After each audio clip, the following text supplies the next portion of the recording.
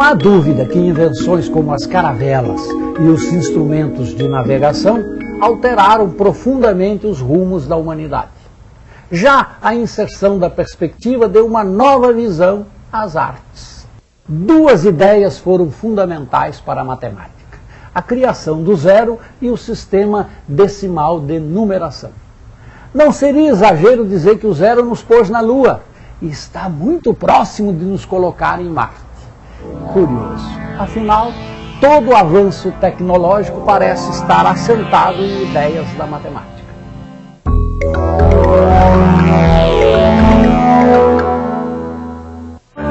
O homem começou a fazer arte na caverna. São pinturas e gravuras conhecidas como arte rupestre. Aquilo que ele via, temia ou simplesmente que ele queria, ele pintava, desenhava ou gravava.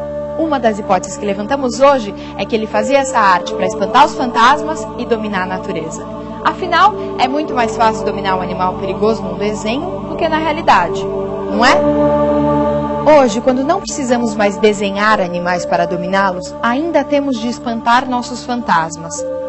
Fantasmas da solidão, da incompreensão, da rebeldia, da perda, da felicidade, do destino, fantasmas da matemática.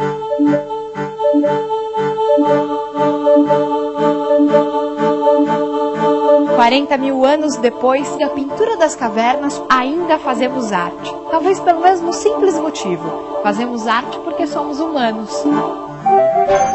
Talvez a matemática esteja na origem de não só da arte, mas de muitas outras coisas, né? Possivelmente estará. E, quer dizer, também não sei se toda a arte tem a ver com matemática. Uma boa parte da produção tem, né? De alguma maneira tem. Eu poderia citar talvez uma fonte, um trabalho que eu fiz em 92.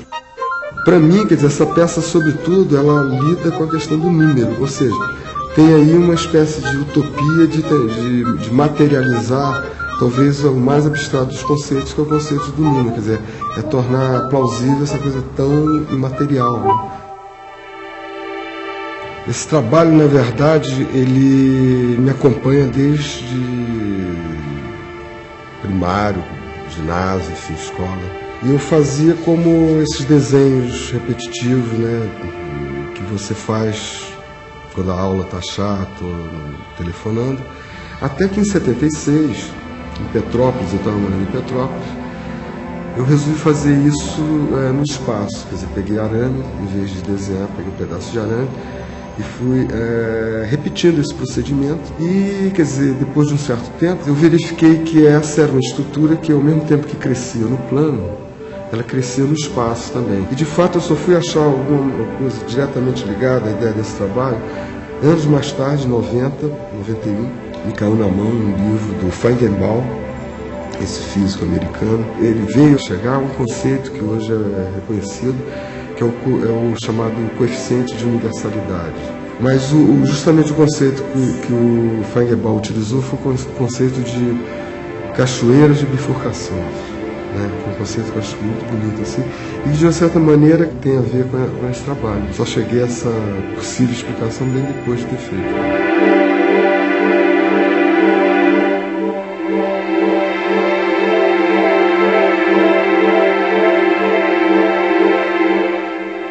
Meirelles é um artista de hoje. Suas obras fazem parte do nosso universo. Seriam impensáveis, por exemplo, no século XIX, porque se pensava de outra maneira. Mas talvez a gente possa perguntar, o que liga a pintura das cavernas com a arte de Cildo Meirelles? Essa imagem, o bisão estripado que ataca um homem com cabeça de ave, foi feita na caverna de Lascaux e tem mais de 20.000 anos. É o testemunho de um homem que deixou registrado uma caçada. Vamos começar por ela. Veremos agora um painel com centenas de pinturas produzidas até os nossos dias.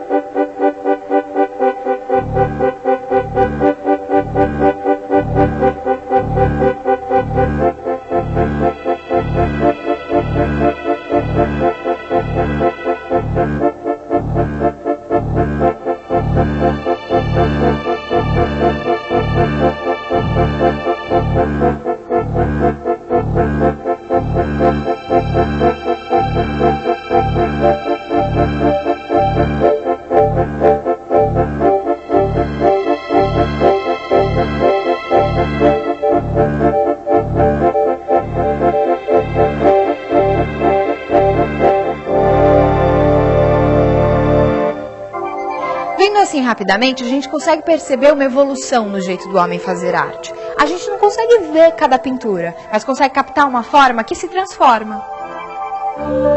A partir da arte do homem pré-histórico, vamos até o ano 500.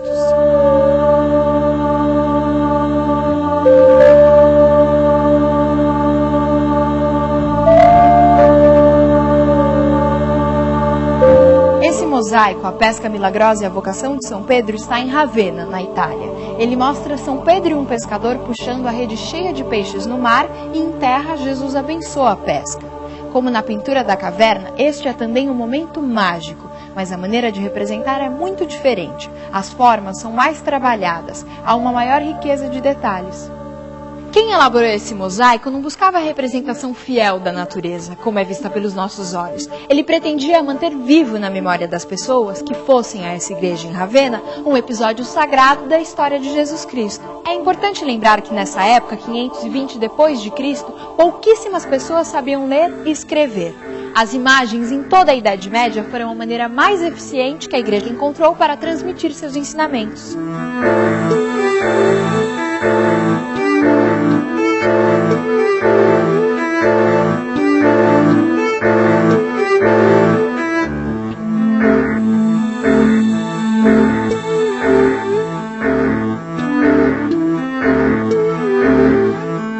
O espaço desse mosaico é quase bidimensional. Para satisfazer as necessidades dessa obra, não foi necessário o uso da perspectiva. Vamos continuar. Vamos avançar mais 900 anos.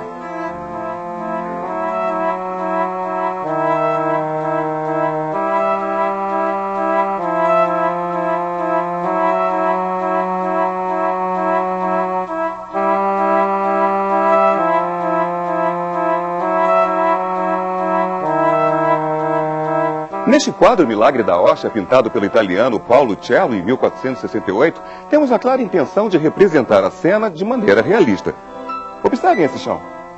O artista pintou o chão da maneira exata como ele via. O xadrez com quadrados que diminuem de tamanho faz com que imaginemos o tamanho da loja. As linhas perpendiculares das paredes formam um conjunto coerente. É tão coerente que eu posso caminhar sobre ele. Eu posso vir aqui para o fundo. Posso caminhar para o lado, ou posso ficar atrás desse balcão ao lado desta simpática e jovem senhora. A época de Paolo Cello ficou conhecida como Renascimento e teve vários gênios, como Leonardo da Vinci e Michelangelo. Foi a época dos grandes descobrimentos. As naus portuguesas e espanholas mostraram que o mundo não era plano. O mundo físico havia mudado e a nossa consciência também. Se o espaço no mosaico de Ravenna era limitado, no Renascimento ele se tornou infinito.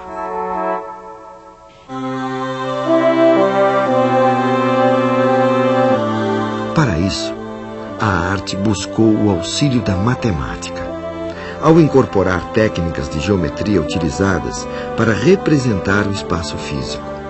Estas técnicas usavam instrumentos de precisão como estes, desenvolvidos cientificamente para o registro fiel da realidade.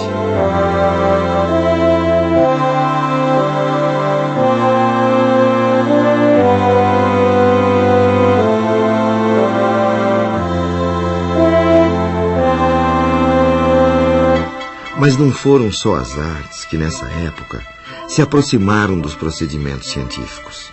As grandes navegações e a ampla atividade comercial desse período impulsionaram o desenvolvimento, a incorporação e a utilização generalizada de diversas técnicas matemáticas. Uma delas foi a dos cálculos com algarismos, que seriam impossíveis sem a incorporação de um importante símbolo matemático, que até então não era utilizado no Ocidente: o zero. Nesta gravura da época, vemos ao centro a aritmética, a arte de fazer cálculos. De um lado, um jovem faz cálculos com um ábaco, uma espécie de calculadora usada na antiguidade e durante toda a Idade Média. Do outro, Um jovem faz cálculos com os algarismos recém-incorporados à cultura europeia. A época do Renascimento, muito conhecida pelo trabalho de seus artistas, também foi um importante período para o desenvolvimento da matemática e das ciências. Depois do Renascimento, as mudanças começaram a vir cada vez mais rápidas. A cada 100 anos já tínhamos novidades. Vamos correr mais um pouquinho com a nossa história da arte.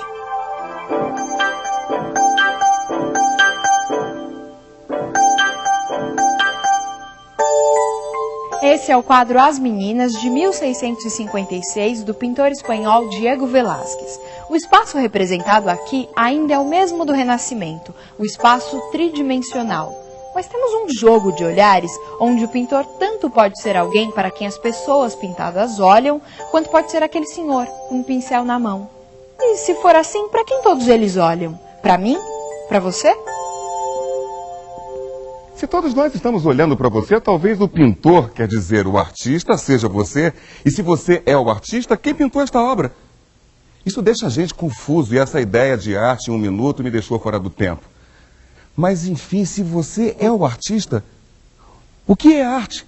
Arte, para mim, é tudo. Qualquer coisa que foi criada, escrita, pintada, pensada, pode ser considerado arte. A arte é a expressão da alma, a expressão do ser humano sobre o planeta, né?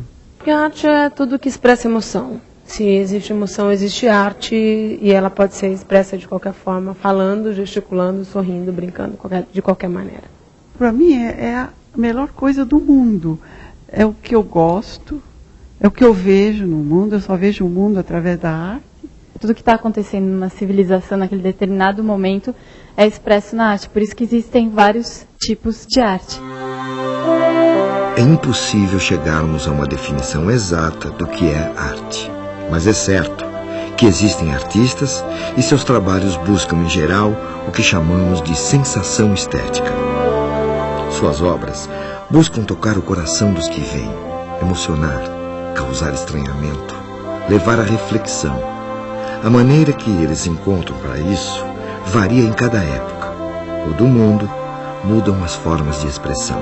E isso não acontece apenas nas artes, mas em todas as formas de conhecimento.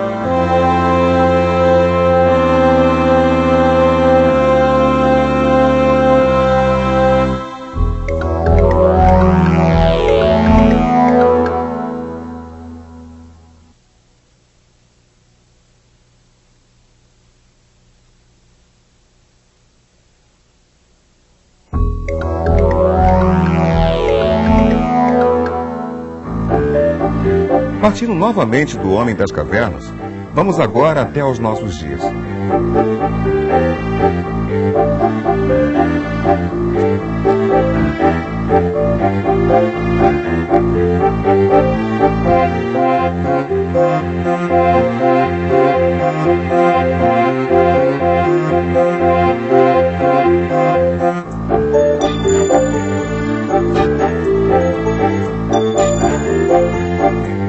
Veja só, aqui não há jogo de olhares e nem é possível caminhar no quadro.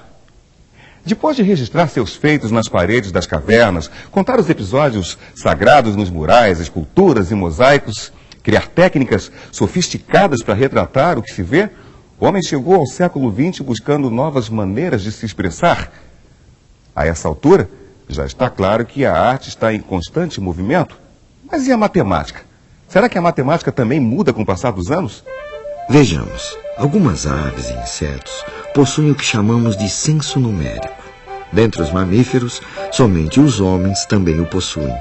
É isto que lhes permite olhar uma coleção e dizer instantaneamente: são 3 filhotes, 2 árvores, 3 pedras ou 4 cavalos.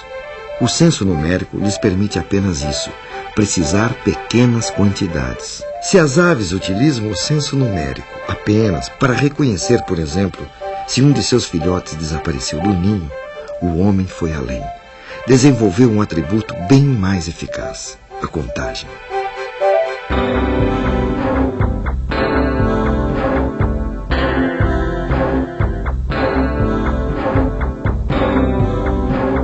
Numerando os objetos um a um, pode-se contar conjuntos de coisas muito maiores que os percebidos somente pelo senso numérico. Suponha que numa sala existam 5 cadeiras. Se alguém perguntar quantas cadeiras há na sala, não será necessário gastar muito para responder. Basta levantarmos os 5 dedos de uma mão e se estará dessa forma, associando um a um os elementos de uma coleção padrão, à mão à coleção de cadeiras da sala. Porém, se quisermos contar a mesma coleção de cadeiras, pode-se erguer ou abaixar os dedos em sucessão e pronto. O homem aprendeu a contar. Mas e os cálculos? Será que quem sabe contar sabe calcular? Você sabia que na época em que já se utilizava a perspectiva na pintura, a maioria das pessoas não sabia fazer cálculos? Não sabia mesmo. Sabiam contar. Agora, fazer cálculos de adição, de subtração, era uma tarefa muito dura com os símbolos que eles usavam. No caso, os algarismos romanos.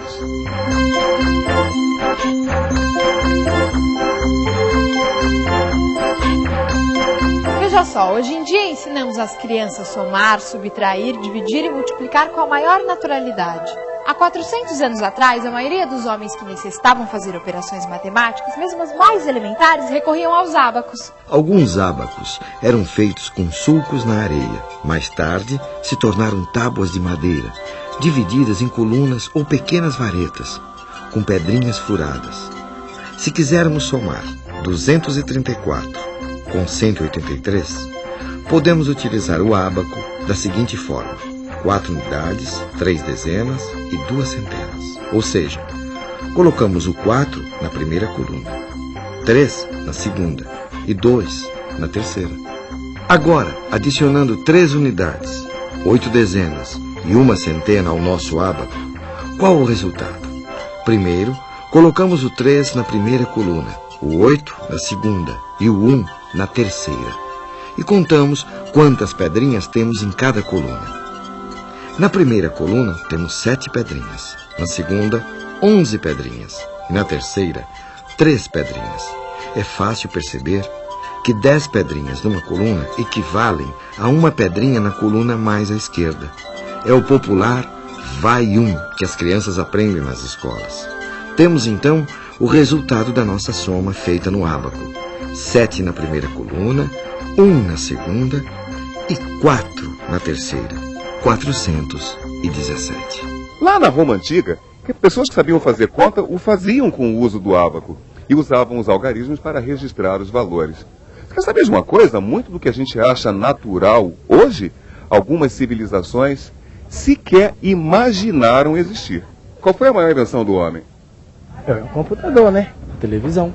Penicilina, não? Eu acho que o foguete. O telefone. O avião, né? A melhor invenção do homem. A roda. Tem uma coisa que você não pensou. O zero. O zero do nosso sistema de numeração. O zero funciona como um guardador de lugar e indica a ausência de valor numa certa ordem. Dá uma olhada nessa frase encontrada num livro árabe do século X. Sempre que não houver uma quantidade para representar as dezenas, ponha um pequeno círculo para guardar o lugar. Veja só, é impossível diferenciar o 43 do 403, do 430 ou do 4030. Sem o zero, o registro dessas quantidades diferentes é sempre 43. Assim, tudo leva a crer que a descoberta do zero foi uma espécie de acidente, causado pela tentativa de registrar o resultado de algumas operações feitas com o ábaco. A ausência de pedrinhas no ábaco deve ter sugerido a algum matemático antigo a ideia do zero. Muitos resultados não apresentavam pedrinhas, números para serem registrados. É aí que entra o zero, para guardar o lugar. O zero faz os números saltarem. O 5 na primeira casa é 5. Na segunda, com um zero ao lado, é 50. E assim por diante. Esse sistema torna-se prático para realizar operações. Mais tarde, passamos a escrever números imensos, como 6,02 vezes 10 a 23, ou seja, 602 acompanhado de 21 zeros. O zero está presente mesmo quando a gente não vê. Quando escrevemos 1986, na verdade estamos somando 1000 mais 900 mais 80 mais 6. Olha só quantos zeros tem aí. Agora, não vá pensando aí que os antigos são menos inteligentes, porque mesmo sem o auxílio do zero, os gregos e os seus seguidores mais diretos, os romanos, construíram impérios fortes e muito criativos. Com sistemas numéricos que para a nossa cultura podem parecer mais confusos, os egípcios construíram pirâmides e desenvolveram uma precisa astronomia.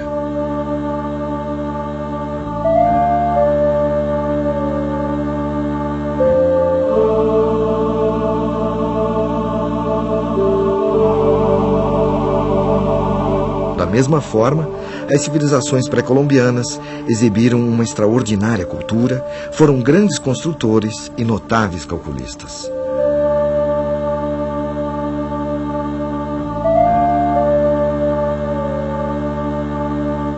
Destacadamente, os sábios maias erigiram um sistema posicional de base 20, onde escolheram um símbolo parecido com o caramujo, que é o nosso velho conhecido guardador de lugar, o zero. Se eu precisasse contar os livros de uma estante, eu poderia fazer assim. Pequenos riscos, deslocar pedras ou contas. Estaria usando o ábaco. Foi difícil. Quase 7 séculos foram necessários para que vencessem a briga os algoristas. Em vez de criar contas com ábaco, como faziam os abacistas, eu posso fazer usando algoritmos, técnicas de cálculo. Isso deu ao homem uma liberdade extraordinária. Aquilo que era difícil para os adultos instruídos, hoje é papel de uma criança nos primeiros anos escolares. Foi muito importante. Cresceram as ideias nas artes e na matemática. O homem ficou livre para operar melhor.